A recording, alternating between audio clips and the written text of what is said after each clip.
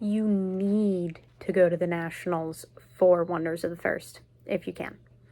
Welcome to Wonders Workshop, everybody. Super excited to see everything coming out of Vegas. Now, I know you're going and you're saying to yourselves, but Grace, you didn't go. And that's why I added the if you can. I couldn't afford to go, and also it's I have like less than 20 days until I graduate from college, assuming I pass all my classes, which I have A's right now. So there were a few priorities that had to take priority over going, but that doesn't change the value proposition of going to nationals for people who, if they can, if the circumstances are right. I've been seeing all of the videos, all of the fun that everyone is having. Just for going, people got playmats, and just for participating in events, you got cards and special promos. If I'm remembering correctly, for participating in the Dragon Cup alone, you got a playmat, a t-shirt, a promo, and a bundle of some sort. And you got basically all of that minus the t-shirt for playing in the Stoneseeker. If you played in any of the side events, you got a promo. But more importantly, it is a great chance to interact with the community. I had so much fun at the Shattering when I went earlier this year. It was a phenomenal experience to get to talk to people and do all this fun stuff, to play against people you might not normally get to play against, to trade cards, to do all these things.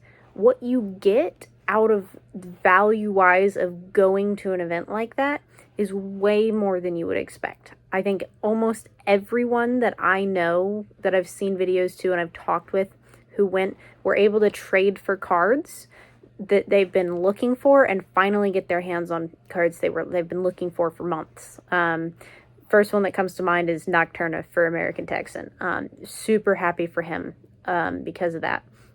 But I've heard a lot of other people say that they were able to make trades that they'd been trying to get done for months. And you get to meet people in person for the first time, which is... I met some people in person for the first time when we did the Shattering, and that was such a good experience.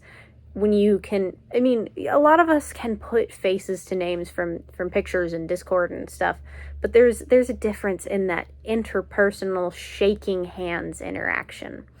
There's so much value that you get out of going, and I'm going to keep this video short because I didn't go, and you know, I can't speak for 30 minutes on it like Texan or Cap can. But I wanted to talk about Vegas a little bit.